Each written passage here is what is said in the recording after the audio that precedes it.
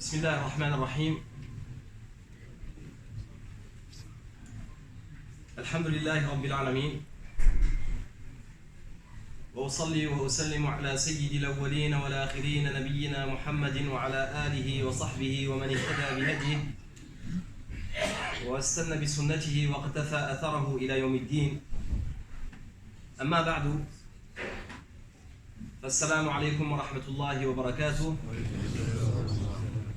أحمد الله تعالى على اللقاء بكم في هذا المكان الطيب الطاهر. On remercie Allah subhanahu wa ta'ala de nous permettre de nous réunir et de nous rencontrer dans cet endroit pur qui est une parmi les maisons d'Allah subhanahu wa ta'ala. وأسأله تعالى كما جمعنا في هذا المكان أن يجمعنا في أعلى عليين على سرر متقابلين. Je demande à Allah subhanahu wa ta'ala, comme il nous a réunis dans cet endroit, qui nous réunissent dans les plus hauts degrés du paradis. إنه ولي ذلك والقادر عليه. أحبتي، أود أن أذكر لكم أمرا مهما جدا. On va parler d'un sujet qui est très important. Vous savez que c'est le mois de Ramadan. تعلمون أن هذا الشهر هو شهر رمضان وتعلمون ما فيه من الأجر العظيم. Vous savez ce qu'il y a dans ce mois comme très grande récompense. وأن هذا هو الموسم، موسم العمل. Et que là on est rentré dans la période de l'année où il faut œuvrer, il faut faire des œuvres de bien. والله سبحانه وتعالى شجعنا للخير في آيات كثيرة. Allah subhanahu wa ta'ala nous encourage à faire le bien dans plusieurs versets. والنبي صلى الله عليه وسلم كذلك. Le prophète صلى الله عليه وسلم aussi nous enjoint, nous encourage à nous précipiter vers toutes les portes du bien, tout ce que l'on peut faire qui peut remplir notre balance et qui peut élever nos degrés vis-à-vis d'Allah subhanahu wa ta'ala. Mais il y a un point qu'on va citer ici qui est très important et qui accompagne le fait de faire des œuvres. Et ce point, c'est d'être le premier. Que veut dire être le premier en islam? Quelle signification ça a et qu'est-ce que ça implique? وهناك أمر مهم لا بد أن ننظر إليه، وهو مع فعل الخير السبق إلى الخير وأن تكون من السابقين. Allah subhanahu wa ta'ala nous parle des gens qui s'empressent à faire le bien. Et il nous fait l'éloge des gens qui se dépêchent de faire le bien. Faire le bien, c'est une chose, mais se dépêcher, être parmi les premiers. Allah subhanahu wa ta'ala faddala as-sabiq ala al-lahiq. En islam, on a cette importance qui est donnée à celui qui fait les choses en premier, celui qui fait le bien en premier, celui qui ouvre la porte. Il a toujours un degré au-dessus de celui qui vient après.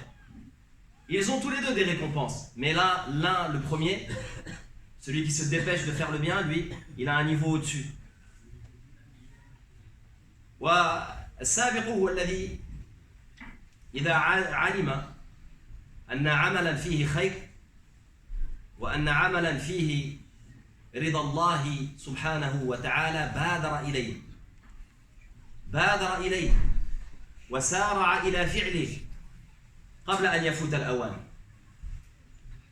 Pour avoir cette qualité, être considéré comme sabiq lil khayr, il faut savoir que as-sabiq, c'est celui qui, lorsqu'il apprend qu'il y a une œuvre de bien à faire, lorsqu'il apprend qu'il y a une chose qui va lui apporter la satisfaction d'Allah subhanahu wa ta'ala, il va s'empresser de faire cette chose avant que ça ne soit plus possible, avant que la porte ne se ferme. وهذا الذي أوصل صحابتنا رضوان الله عليهم إلى ما وصلوا إليه. Et c'est ce qui a amené nos compagnons à ce haut degré. Parmi les choses qui font que les compagnons du prophète sallallahu alayhi wa sallam, on ne peut pas se comparer à eux. ne peut pas se comparer à eux. Parce qu'ils avaient certaines qualités, et parmi ces qualités, il y a ça. Le fait qu'ils s'empressaient de faire le bien. C'est eux les premiers à avoir fait certaines choses que l'on fait aujourd'hui tous les jours. Allah Ta'ala نوه بالسابقين في كتابه ونوه بالصحابة الذين سبقوا إلى الخير. Allah Ta'ala fait l'éloge de ceux qui s'empressent de faire le bien. Il fait l'éloge des compagnons qui se sont dépêchés, les premiers.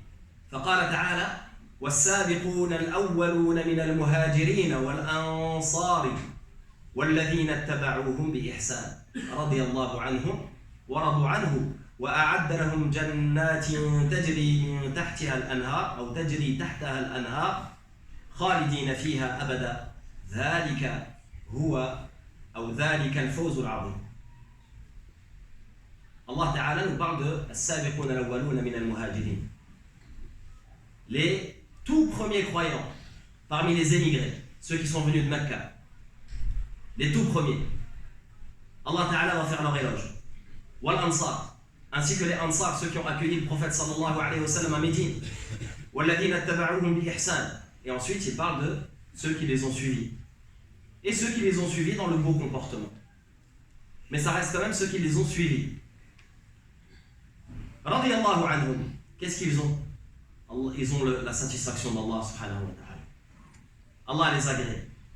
Wa radu anhu, et ils l'agréent. C'est-à-dire que ils vont recevoir d'Allah subhanahu wa ta'ala ce qui va les satisfaire complètement. Wa a'adda lahum jannatin tajri tahtaha al-anhar. Et il leur a préparé des jardins sous lesquels coulent les ruisseaux. Khalidina fiha. Ils y seront éternellement. Dhalika al-fawzu al-'azim. Et voilà l'énorme succès. Celui qui veut le succès doit s'en donner les moyens. Man arada al-fawz al-'azim la budda an ya'mal. لا بد أن يعمل لهذا الفوز. وبين تعالى أن من سبق للخير في هذه الدنيا كان له السبق في الآخرة والجزاء من جنس العمل. ولذلك قال تعالى والسابقون السابقون أولئك المقربون في جنات النعيم ثلة من الأولين وقليل من الآخرين على سرر موضونة متكئين عليها متقابلين. Allah Ta'ala dit les premiers. Il nous parle des premiers en disant que celui qui sera le premier ici-bas sera le premier dans l'au-delà. Quand tu vois une œuvre de bien face à toi, si tu te dépêches de le faire, eh bien Yawm al-Qiyamah, comme tu t'es empressé, tu as été parmi les premiers, Yawm al-Qiyamah, tu auras la priorité sur les autres.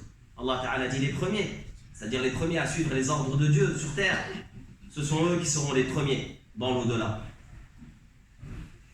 Dans des jardins de délices. Une multitude d'élus parmi les premières générations et un petit nombre parmi les dernières générations. Dans les premières générations, il y avait beaucoup de gens qui s'empressaient à faire le bien. Et puis ça diminue. C'est pour ça que cette caractéristique, il faut la retrouver. Il ne faut pas seulement avoir comme objectif de faire, il faut avoir comme objectif de faire avant tout le monde. Il faut avoir comme objectif de faire le premier, dépasser tout le monde. Et cette concurrence est une concurrence de bien. Allah Ta'ala dit وَفِي ذَلِكَ فَلْيَتَنَافَسِ الْمُتَنَافِسُونَ. C'est dans cela que les gens doivent se concurrencer. Dans le bien. Les gens aujourd'hui se concurrencent dans des tas de choses. Se concurrencent dans leur bien matériel. Se concurrencent dans leur maison, leur voiture. Et ce qu'ils possèdent et combien ils ont dans leur compte en banque. C'est ça la concurrence des gens aujourd'hui. Alors que la véritable concurrence, c'est celle qui va t'amener vers Allah subhanahu wa ta'ala, où tu vas t'empresser d'aller vers Allah. Et c'est pour ça que le prophète sallallahu alayhi wa sallam, c'est pour ça qu'Allah subhanahu wa ta'ala ici nous dit Thullatun min al-awwalin wa qalilun min al-akhirin. Et pour t'encourager, qu'est-ce qu'il te dit? Qu'est-ce qu'ils vont avoir ces gens qui se dépêchent? Qu'est-ce qu'ils vont avoir? Il nous dit ala sururi mawduna. Ils sont sur des lits ornés d'or. Muttaki'ina alayha mutaqabilin, si accoudants. Ils seront accoudés, ils se feront face les uns les autres, ils seront dans des discussions. Imaginez juste, c'est une image de la situation dans laquelle ils se retrouvent. Imagine, tu as seulement ce sur quoi ils sont assis, le siège sur lequel ils sont assis, orné d'or, et ils sont en face en train de discuter. Ça te montre dans cette image qu'ils sont apaisés, ils sont dans la tranquillité, ils sont dans le repos. Et Allah subhanahu wa ta'ala, celui qui s'est fatigué, celui qui a œuvré et qui s'est donné du mal, qui a sué pour avancer vers Allah subhanahu wa ta'ala, et bien après c'est le repos qui l'attend. Il n'a plus de difficultés. Al-bida, on se doit de se dépêcher et d'avancer. Il a le khayr, wa khususan fi Ramadan. Et surtout pendant le mois de Ramadan, de s'empresser de faire le bien, notamment fi Ramadan. Pourquoi on parle souvent de Ramadan? Effectivement, les récompenses sont multipliées. Effectivement, Ramadan est un mois où il y a énormément de choses qui n'existent pas en dehors de Ramadan.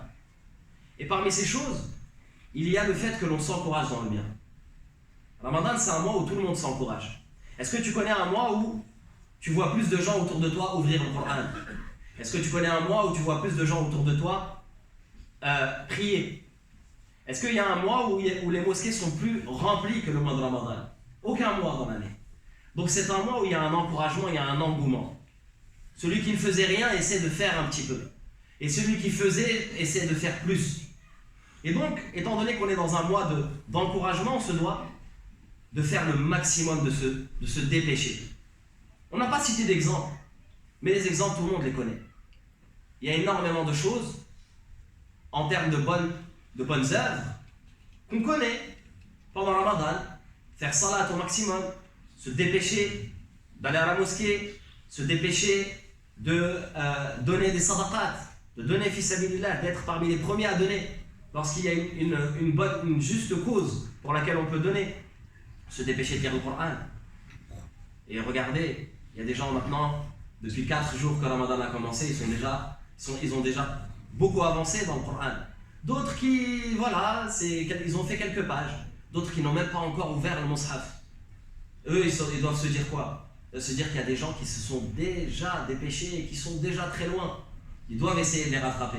Donc ce mois, c'est un mois d'encouragement, c'est un mois où on doit justement essayer d'avancer vers ça. Mais les portes du bien, ce n'est pas seulement ce que j'ai cité. J'ai cité seulement des exemples. Les portes du bien, chacun sait. Allah subhanahu wa ta'ala ja'ala fi kulli wahidin minna shay'an laysa li ghayrihi. Allah ta'ala, dans chacun d'entre nous, il a mis une caractéristique, une capacité qui n'existe pas chez les autres. On a autour de nous des choses que l'on peut faire comme bien et que d'autres ne peuvent pas faire. On doit alors s'empresser de faire ce bien-là. Lorsque toi, tu as des capacités financières que d'autres n'ont pas, tu dois te dépêcher d'utiliser cette force qu'Allah subhanahu wa ta'ala t'a donnée. Lorsque tu as des capacités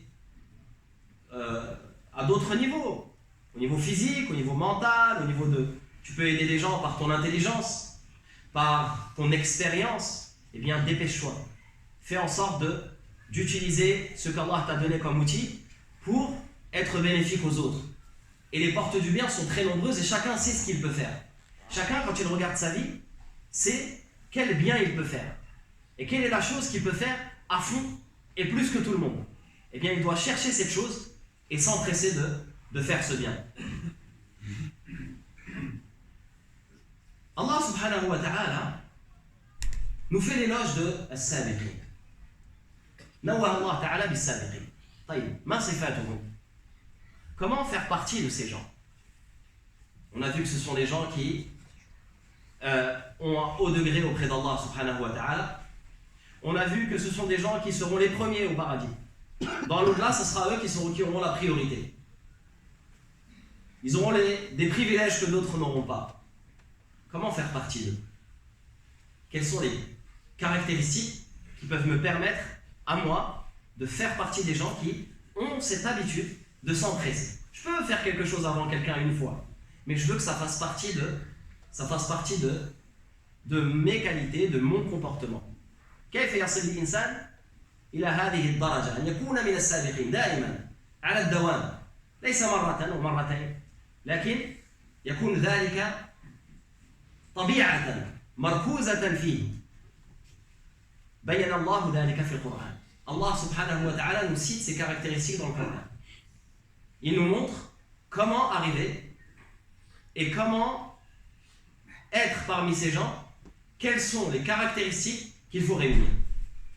يقول الله تعالى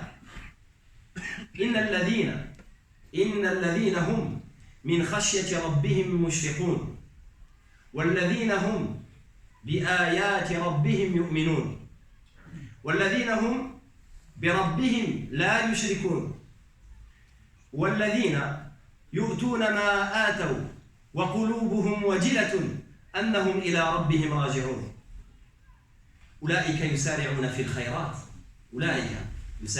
الخيرات وهم لها سابقون. Allah subhanahu wa ta'ala nous dit ceux qui de la crainte de leur Seigneur sont pénétrés de la crainte de leur Seigneur. Il dit ensuite, deuxième qualité, qui croient au verset de leur Seigneur. Il dit ensuite, qui n'associent rien à leur Seigneur. Il dit ensuite, ceux qui donnent ce qu'ils donnent, tandis que leurs cœurs sont pleins de crainte à la pensée qu'ils doivent retourner à leur Seigneur. Eh bien, il nous dit, ceux qui réunissent ces caractéristiques, cela se précipite vers les bonnes actions.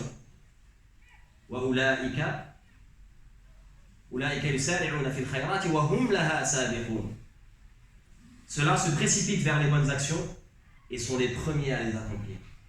Si tu arrives à réunir ces caractéristiques, eh bien, tu verras que par toi-même, tu seras toujours le premier à agir, tu auras toujours cette énergie pour faire le bien. On les reprend une par une. قال تعالى إن الذين هم من خشية ربهم مشفقون. Ceux qui sont pénétrés, habités par la crainte. Al-khashya. Al-khashya, khawfun mas'oubun bi'ilm. Al-khashyatu khawfun mas'oubun bi'ilm. Wal-'alimu man 'amila bi'ilmihi. Al-khashya, ceux qui sont habités par la crainte de leur Seigneur. Ce qui a été utilisé comme terme, ce n'est pas le mot peur, khawf, mais c'est le mot qui a été traduit par crainte, khashya. C'est quoi la différence entre khawf et khashya en arabe? Khawf, c'est avoir peur de quelque chose ou de quelqu'un. Al-khashya, c'est un degré au-dessus.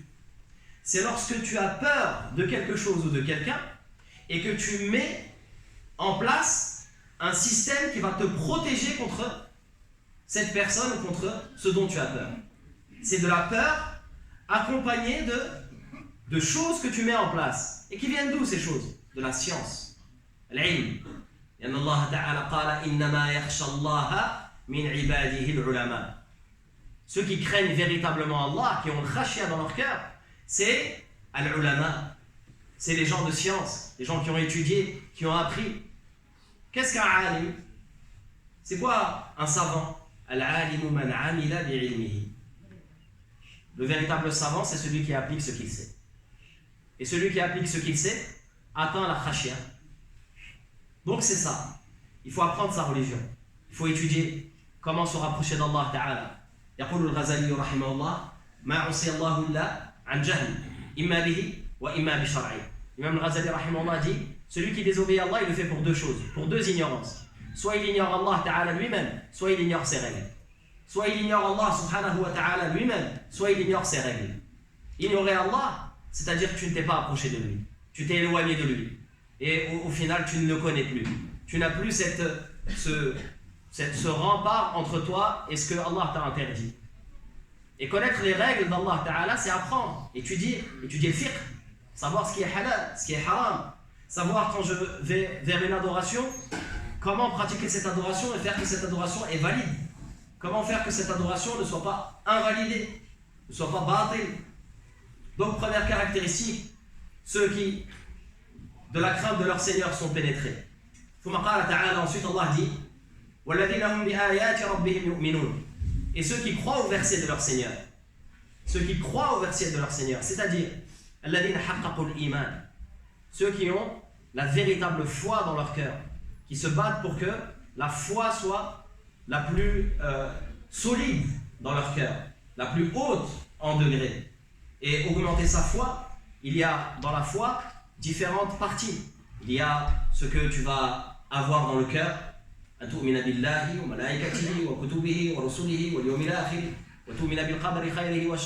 les 6 piliers de la foi que tout un chacun connaît. Il y a ce que tu exprimes lorsque tu dis Ashhadu an la ilaha illallah wa ashhadu anna Muhammadan Rasulullah. Et il y a tes actes. Et la foi augmente avec les actions. Plus tu vas faire de bonnes œuvres, plus ta foi va augmenter. Et plus tu vas faire de mauvaises œuvres, et plus ta foi va diminuer. Donc de faire en sorte d'avoir ta foi qui est au degré le plus haut. C'est ce qui va te permettre de faire partie de ces gens. L'autre caractéristique citée par Allah subhanahu wa ta'ala, c'est وَالَّذِينَ هُمْ بِرَبِّهِمْ لَا يُشْرِكُونَ. وَالَّذِينَ هُمْ بِرَبِّهِمْ لَا يُشْرِكُونَ. Ceux qui n'associent rien à leur Seigneur. Il n'a pas de shirk. Il ne pratique pas shirk. Et shirk à différents degrés. Il y a shirk qui existait à l'époque du prophète sallallahu alayhi wa sallam. Des gens qui se prosternaient devant les statues. Ils mettaient des statues, des pierres au même degré qu'Allah subhanahu wa ta'ala. Et il y a des degrés plus bas que cela. Et parmi ces degrés-là, il y a le fait de mettre quelqu'un dans ton cœur au même degré qu'Allah subhanahu wa ta'ala. D'aimer quelqu'un comme tu aimes Allah subhanahu wa ta'ala. Il faut que ton cœur soit rempli de l'amour d'Allah ta'ala. Il faut que ton cœur soit rempli de la foi en Allah subhanahu wa ta'ala. Et que tu arrives à purifier ton cœur. Parce que ne pas être mushrik, ça veut dire purifier son cœur afin de laisser la place pour l'iman. Il est là le travail à faire de tout un chacun. C'est pour ça que à l'islam, pratiquer cette religion, c'est une course de fond. C'est un travail de longue haleine. Ça ne peut pas se jouer sur quelques instants. Il faut, au jour le jour, se battre contre soi-même. Au jour le jour, aller à l'encontre de ce qu'on aime. Même si on aime cette chose, on désire cette chose, parce qu'on sait que c'est quelque chose qui va nous freiner ou nous éloigner d'Allah, on va s'en écarter au maximum. وَالَّذِينَ هُمْ بِرَبِّهِمْ لَا يُشْرِكُونَ لَا يَمْتَلِئُوا قُلُوبُهُمْ إِلَّا بِالْإِيمَانِ وَبِالْخَشْيَةِ وَيُطَهِّرُونَ قُلُوبَهُمْ مِنَ الرِّيَاءِ. Et la petite association, qu'est-ce que c'est? L'ostentation. Purifier son cœur de l'ostentation qui est la petite. Le petit shirk. Le petit associationnisme. L'ostentation, c'est quoi? Aimer se montrer. Aimer montrer aux gens qu'on pense, qu'on a telle et telle caractéristique. Et on vit dans une société où l'ostentation, c'est la règle. Chaque personne, pour pouvoir se sentir bien, il doit montrer aux autres. Donc on va avoir des gens qui vont photographier, filmer toute leur vie et montrer ça aux autres. Parce qu'il veut montrer aux autres que lui, sa manière de vivre, elle est meilleure. Que lui, sa maison, elle est meilleure. Sa voiture, elle est meilleure. Etc. etc. Sa nourriture, elle est meilleure. Pendant le Ramadan aujourd'hui, on a des gens qui prennent des photos de leur table pour montrer aux autres. C'est de l'ostentation, tout simplement. Regardez ce que moi je mange. Regardez ce que moi je fais. Regardez ce que moi je dis. Il faut essayer de combattre ce mal qui a été qualifié comme étant le petit shirk. C'est-à-dire que tu t'aimes.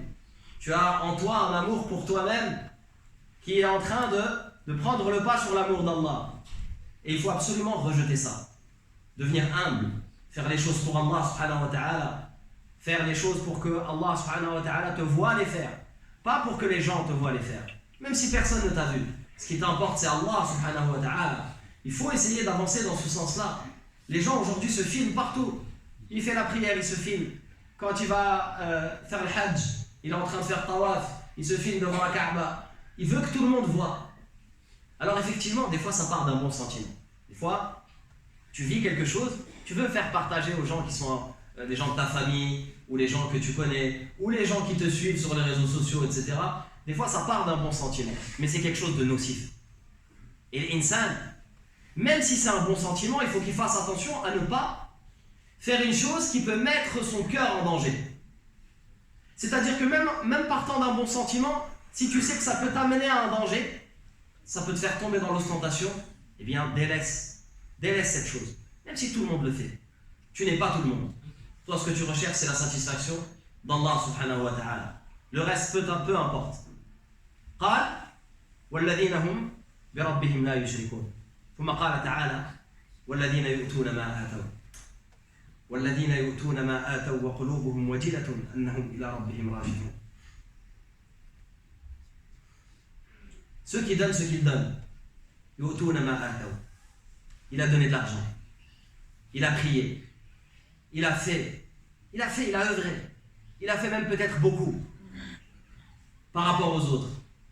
Mais quand il termine son action, eh bien son cœur il ne se remplit pas de joie en disant ah alhamdulillah, regardez ce que j'ai fait. J'ai prié tout Tarawih, tout Ramadan. Ah, regarde ce que j'ai fait. J'ai payé tant de choses, j'ai fait telle chose, j'ai nourri des pauvres, j'ai réussi à nourrir tant de familles. Moi j'ai fait telle chose. Il ne se remplit pas de joie, au contraire. Son cœur il est plein de crainte. Comment? Il a fait de bonnes actions et il éprouve de la crainte. Aïcha radiallahu ta'ala, elle pose la question au prophète sallallahu alayhi wa sallam. Ils donnent ce qu'ils donnent, ils font ce qu'ils font et ils ont le cœur rempli de crainte. Pourquoi? Ils ont fait du mal? Le prophète sallallahu alayhi wa sallam répond à Aïcha que non, ils ont fait du bien au contraire, mais ils éprouvent de la crainte. Comment c'est possible? Parce que à la pensée qu'ils doivent retourner à leur Seigneur, parce qu'ils savent qu'ils vont retourner à leur Seigneur. Donc le véritable croyant c'est celui que quand il fait des actions, il les méprise, il considère que ce n'est rien. Il ne fait pas des actions en s'enorgueillissant en disant j'ai fait, alhamdoulilah. Ça c'est hypocrite. L'hypocrite il va à la mosquée une fois dans l'année, Yom al-Eid, le jour de l'Eid il va à la mosquée. Il ressort de la mosquée et dit alhamdoulilah. Moi, il se voit comme étant au plus haut degré. Ça c'est quelqu'un qui a de l'hypocrisie en lui.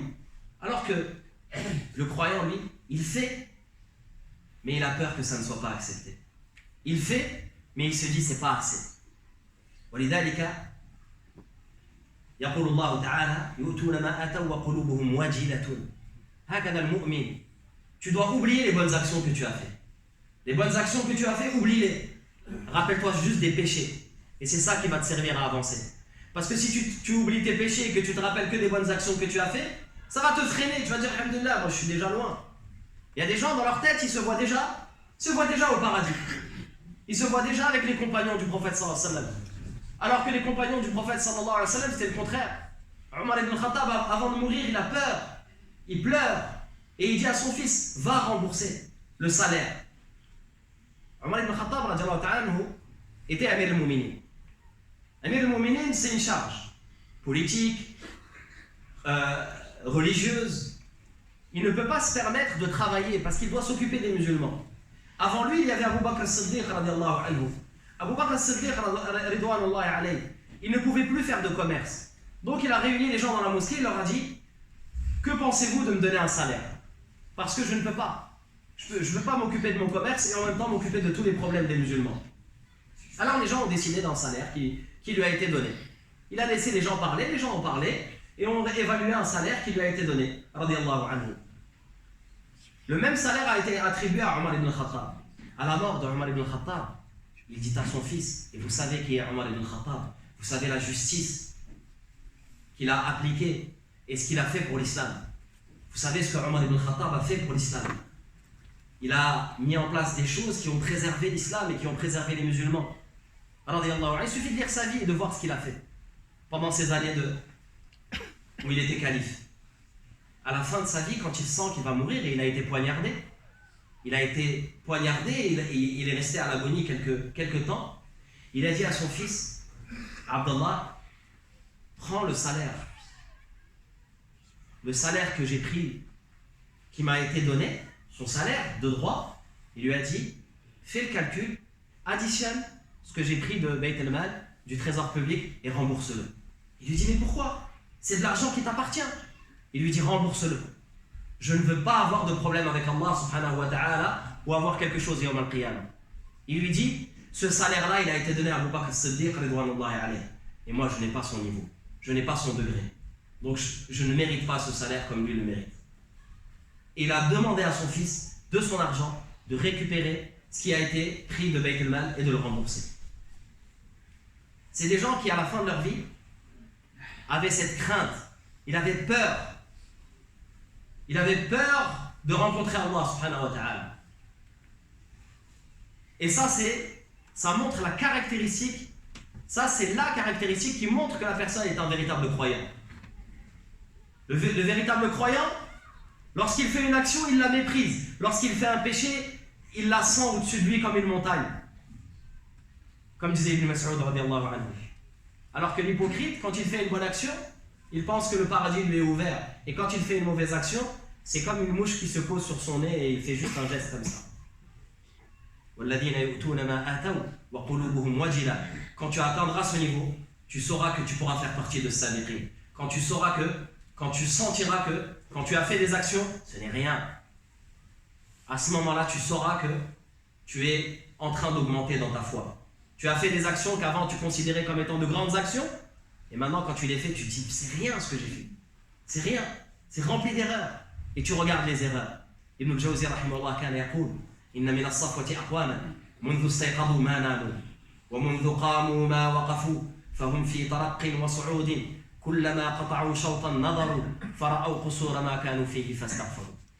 إن من الصفوة أقواما, il y a parmi l'élite des croyants, des gens qui منذ قاموا ما وقفوا, à partir du moment où ils ont commencé à œuvrer, ils ne se sont plus arrêtés. فهم في ترق وصعود. إن من الصفوة أقواما منذ استيقظوا ما ناموا. Depuis qu'ils sont réveillés, ils n'ont plus dormi. Et depuis qu'ils ont commencé à œuvrer, ils ne se sont plus arrêtés. فهم في ترق. Ils sont continuellement en train d'augmenter, de s'élever en degrés. وصعود. كلما قطعوا شوطا نظروا.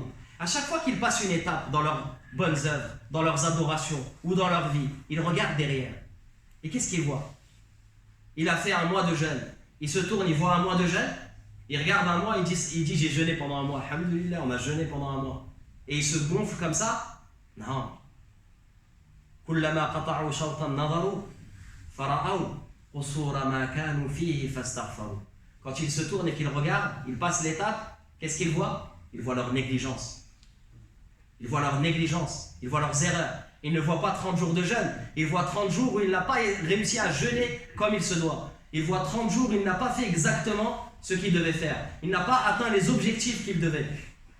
Et alors qu'est-ce qu'il fait? Fastaghfar, il demande pardon à Allah subhanahu wa ta'ala. Et c'est ainsi, Allah ta'ala yaqul li nabiyhi idha jaa nasrullahi wal fath wa ra'ayta an-nasa yadkhuluna fi dinillahi afwaja fasabbih bihamdi rabbika wastaghfirhu innahu kana tawwaba. Il dit au prophète sallallahu alayhi wa sallam, idha jaa nasrullah, lorsque le secours d'Allah ta'ala viendra, wal fath, et la conquête. La conquête de quoi? La conquête de la Mecque. La conquête de la Mecque montre l'aboutissement du message du prophète sallallahu alayhi wa sallam. Il a commencé à appeler les gens, ils étaient quelques-uns. Et à la fin, ils ont conquis la Mecque. C'est-à-dire qu'à partir de la conquête de la Mecque, ça y est, c'est quasiment l'ensemble de l'Arabie qui va devenir musulmane. Donc c'est une victoire ou pas pour quelqu'un qui appelle à l'islam? Bien sûr que c'est une victoire. Et Allah Ta'ala, qu'est-ce qu'il lui dit? Fasabbih bihamdi rabbik. Glorifie ton Seigneur. Wastaghfirhu, et demande-lui pardon.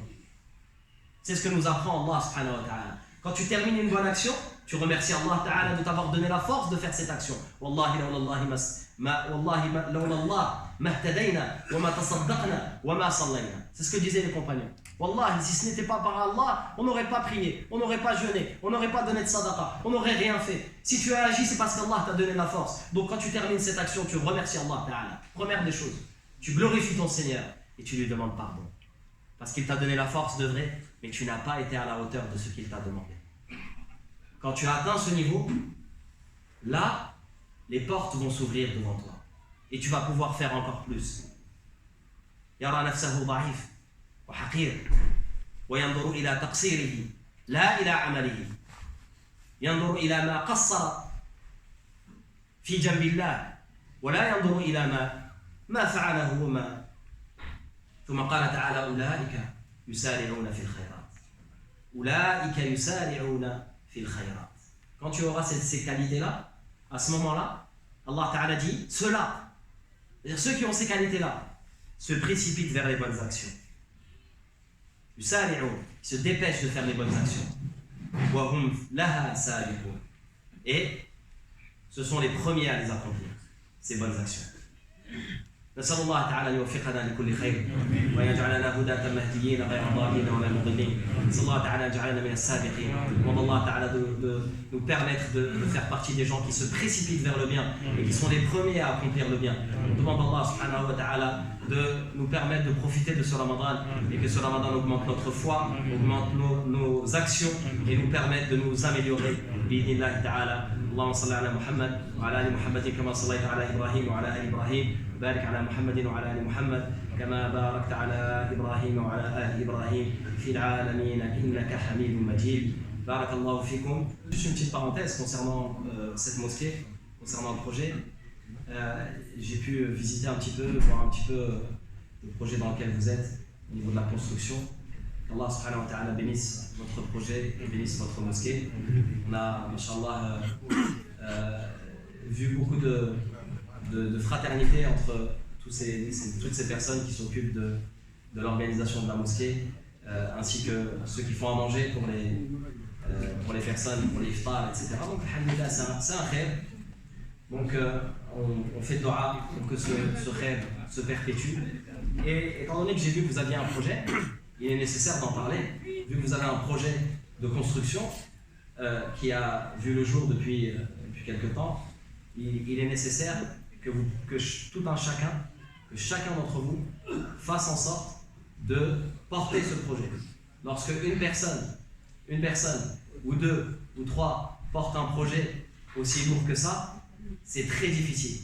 Mais lorsqu'on est 400, 500, 1000, 2000, 10 000 à porter le projet, eh bien ça allège. Chacun prend une petite partie et c'est plus facile à transporter. Si j'ai quelque chose à transporter et qu'il y a 2-3 tonnes et que je suis tout seul, combien de temps je vais mettre? Et est-ce que je vais réussir? Par contre, si on est 10, si on est 20, si on est 30, si on est 100, ça s'allège. Plus il y a de monde et plus la charge s'allège. Donc il est nécessaire que vous donniez, fisabilillah, pour cette mosquée, que vous soyez parmi les premiers à donner, sabiqouna lil khayr, mais aussi que vous portiez ce projet. Et c'est-à-dire que c'est ma mosquée, il faut que je trouve comment faire avancer les choses. Et on l'a dit tout à l'heure, il y a des gens, ils ont de l'argent, qui donnent de l'argent, mais il n'y a pas que ça.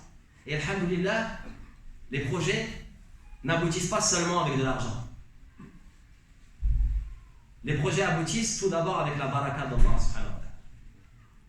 Il y a des projets où ils ont des milliards, ils n'arrivent pas à concrétiser leurs projets. Et il y a des projets où il n'y a pas grand-chose. C'est une jama'a de gens qui ne sont pas très riches, mais ils ont réussi, alhamdulillah. Chacun a donné un peu, et ils ont réussi à faire aboutir leur projet. Donc faites en sorte, binillahi ta'ala, de porter ce projet et d'être parmi les premiers à avancer dans ce sens-là. Et quand on vous demande de donner, soyez parmi les premiers à donner. Quand on vient, on te dit donne pour la mosquée, eh bien donne. Fais en sorte de donner, même si tu n'as pas beaucoup, même si tu as juste quelques pièces. Mais au moins, tu feras partie de ceux qui, quand on leur a demandé de faire, ils ont fait. Donc porter ce projet, barakallahu fikum, c'est nécessaire, c'est un bien pour tous les musulmans. Lorsque cette mosquée sera construite, il y aura des gens qui vont, bidnillahi ta'ala, prier ici, pour pouvoir profiter de cette mosquée et des adorations. Ils vont pouvoir aussi, il va y avoir une école forcément, une école arabe, où il y a des gens, des jeunes qui vont être formés pour diriger salat, pour des différentes raisons. Mais tout d'abord formés comme étant des musulmans. Il va y avoir l'islam. C'est très important. Hein. Ce que nos anciens ils ont fait, quand nous on grandit, on voit que nos anciens, ceux qui sont arrivés dans les années 50, dans les années 60, ils ont construit des mosquées. Si eux avaient décidé de ne pas faire de mosquée, comment ça aurait été pour nous? Très difficile. Et je connais quelqu'un qui a visité, il est parti en Argentine, il y a quelques mois. Et il m'a dit, il a visité des gens qui lui ont dit que eux ils sont descendants de musulmans. C'est-à-dire qu'il y a une communauté de gens de certains pays du Moyen-Orient qui sont allés s'installer en Argentine, mais ils n'ont pas construit de mosquée, ils n'ont pas fait d'école, ils n'ont rien fait. Et les générations sont passées et leurs petits-enfants sont devenus chrétiens. Et il a dit, je discutais avec eux, il disait, oui, dans ma famille on sait que mon arrière-grand-père il est musulman. J'ai aussi une arrière-grand-mère du côté de ma mère qui est musulmane aussi. L'islam a disparu. Ils ont peut-être juste des noms de famille, ou ça a complètement disparu. Et chaque génération se doit de faire les efforts. La génération qui est venue avant nous, ils ont construit. Ils sont arrivés en France, ils ne savaient ni parler français, ni rien du tout. Ils ont construit, ils ont fait ce que nous, on n'arrive pas à faire aujourd'hui. On a une responsabilité aujourd'hui. C'est à nous de construire nos mosquées, nos écoles, et de participer, de faire en sorte que le musulman vive épanoui. Et que nos enfants puissent savoir ce que c'est que l'islam, et puissent grandir dans l'islam, et être musulmans, et transmettre à leur tour. Barakallahu fikum, c'était ma petite parenthèse sur ce projet. On demande à Allah Ta'ala de bénir ce projet et de faire de cette mosquée une mosquée qui illumine comme doit être le rôle de chaque mosquée.